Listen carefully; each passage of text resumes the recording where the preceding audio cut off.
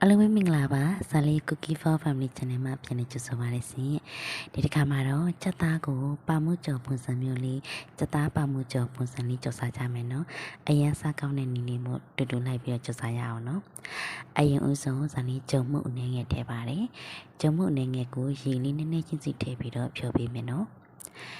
ကြုံရည်ကိုနည်းနည်းခက်ကြက်ကြက်လေးပဲဖြောမှာဖြစ်ပါတယ်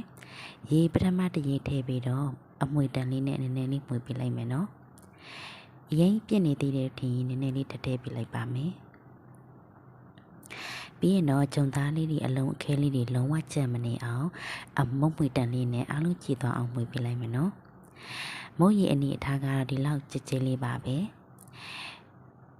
ပြီးရင်ဒါကတော့ကက်ကြုံမုတ်လေးတွေကိုဗန်းနဲ့ဖြန့်ထားပေးမယ်နော်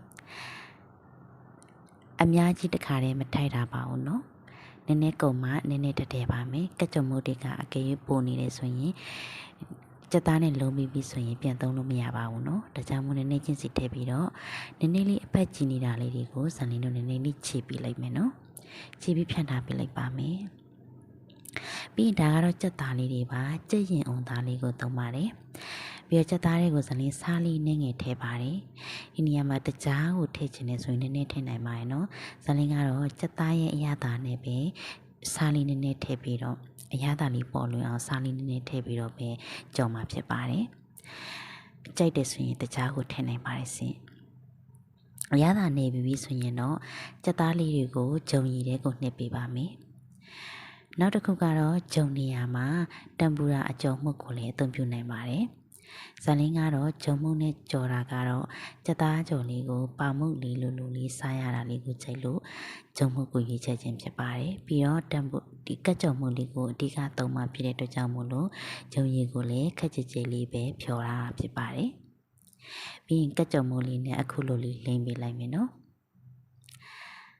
ကက်ကြုံမှုလေးတွေကကြက်သားကိုကတ်နေအောင်အခုလိုလေးပဲလှိပ်သွားပေးလိုက်မယ်နော်လောက်ထားတဲ့ကြက်သားတွေအားလုံးကိုအခုလိုပဲဆက်လုပ်ပေးလိုက်ပါနော်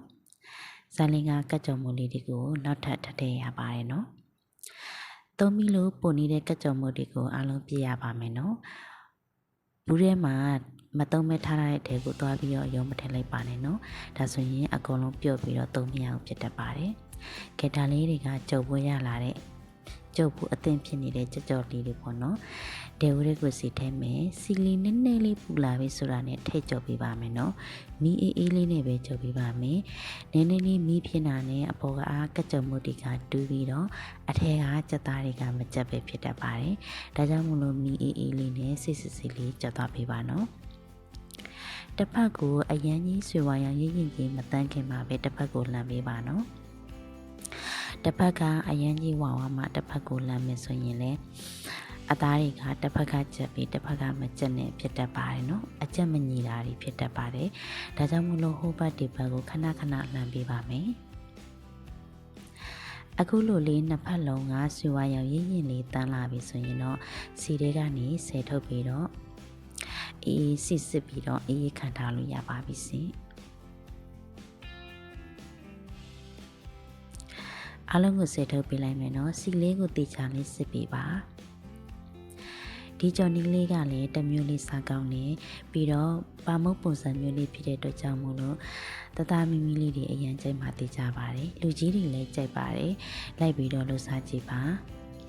ဇာလင်းကကလေးတွေကြိုက်မှာပါလို့ခဏပြောတဲ့အခါဇာလင်းကို comment မှာလာပြောကြပါတယ်ခမည်းစကားပြောတာကြည့်လေပြောပေါ့နော်ခလေးတွေပဲပါဇက်ပါတာမဟုတ်ဘူးလူကြီးတွေလည်းပါဇက်ပါပါတယ်ဆိုတဲ့ပုံစံနဲ့လာပြောပါတယ်ဇာလင်းကတော့ခလေးတွေစီးတယ်ဆိုရင်မိဘတွေကကိုယ်ခလေးတွေကိုအိမ်မှာပဲလှုပ်ကြွေးခြင်းတဲ့သူတွေဆိုရင်ပို့ပြီးတော့လှုပ်ကြွေးတဲ့နေဆိုပြီးတော့အထူးအသားပေးပြီးပြောတာပေါ့နော်ဒါကိုပဲလာပြီးပြောတဲ့သူကစီပါသေးတယ်ဒါကြောင့်မို့လို့ဒီတစ်ခါမှာတော့ခလေးရောလူကြီးရောအကုန်လုံးစားလို့ရပါတယ်ရှင်ဇာလင်းကတော့ခရမ်းကျင်လေးဆော့ကလေးရဲ့ပြီးတော့ငရုတ်သီးဆော့ကလေးရဲ့နဲ့တွဲစားပါတယ်အလုပ်ပရက်မှာဇာလင်းနဲ့လုပ်ဖို့ကံပတ်တူတူမလေးတွေကိုလှုပ်ကြွေးခြင်းဖြစ်ပါတယ်ရှင်အားလုံးလည်းလှုပ်စားကြည့်ပါအောင်နော်ဒီဗီဒီယိုလေးအောင်ဒီလောက်ပါပဲအားလုံးပဲအဆုံးထိလိုက်ပါကြည့်စုပြီးလို့အထူးပဲကြည့်စုတင်ပါတယ်အားလုံးပဲနေကောင်းကြမှာပြီးတော့ဘေးပင်ရဝေးကွာကြပါစေနောက်ထပ်ဗီဒီယိုတွေမှာပြန်လည်ဆုံတွေ့ကြပါမယ်